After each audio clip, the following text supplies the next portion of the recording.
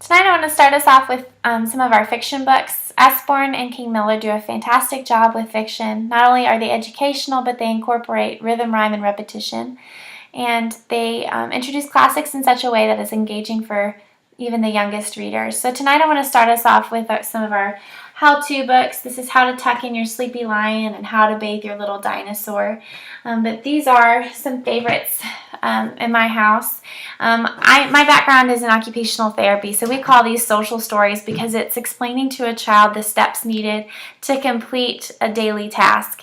So in this case, it's How to Bathe Your Little Dinosaur, and it talks about how the little dinosaur doesn't want to take a bath, and then how to draw the bath water, how to make all the soapy bubbles, and then they have fun, and he doesn't want to get out of the bath. So how to get him out of the bath. You know, he pulls the drain and it goes glug, glug, glug. And then it says, clean little dinosaur and give him a hug. So sweet little story, like I said, that just kind of teaches them a purposeful task. So we've got the bathe your little dinosaur, How to Tuck in Your Sleepy Lion, How to Brush Your Teeth with Snappy Croc, and How to Feed Your Cheeky Monkey. So cute little series by King Miller. Next I want to show you is our peek inside a fairy tale. As a girl, I just love fairy tales, and these have just captivated me by just the intricate designs and well done, thought out placement of pictures and components. We have also in this series Beauty and the Beast and Little Red Riding Hood, but you can see this is a laser cut book, and just very beautiful artwork and with flaps in it. And I'm just amazed at some of these cutouts, how they incorporate one part, so that door is the cloud when the fairy godmother appears.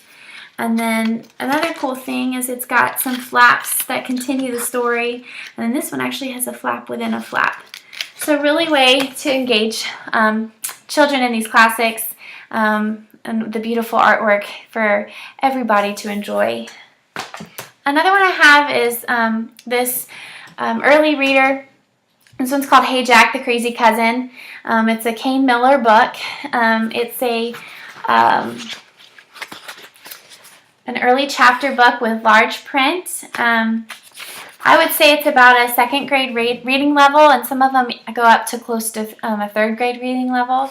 But this particular one's about Jack wanting to kind of be lazy. Instead, his cousins are coming, and the question of the day is, will his bad mood spoil the day? So this is a great series for young readers. We also have a counterpart for them called Billy B. Brown, about a little girl with similar fun adventures. So another great book by King Miller. This one's called Usborne, Illustrated Classics, Huckleberry Finn, and Other Stories. It has several classics in here, such as Huckleberry Finn, White Fang, Dr. Jekyll and Mr. Hyde, and Phantom of the Opera. But the really cool thing is some of these illustrations are just gorgeous. And like I was mentioning at the beginning, I wish I had a book like this for classics just to keep me engaged. But it's got lots of beautiful pictures and not a whole lot of text on each page, which helps keep the reader engaged because they're constantly turning the pages and just feeling like they're making progress. So another really great addition to your library, especially if you love classics and want to get your children started on those classics. This is a new book, and I just had to throw this one in here just because I just love adoption and what that means for families. This one's called Babies Come from Airports, and it's about Gotcha Day for this family. Let me see if I can turn the page. So you kind of see these brothers looking at a scrapbook, and they're talking about this one's Gotcha Day when his mom brought him home from the airport, and he says, a big guy named Security let mommy bring you through. And so then the rest of the story, that little boy is asking about asking about where babies come from and where they come from and how you get them, and his whole mindset is though through adoption. So he asked his dad where babies come from, and his dad says through labor.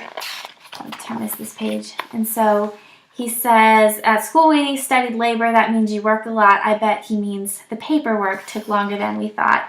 And then the rest of the time he's just preparing to go to the airport and meet Mr. Security.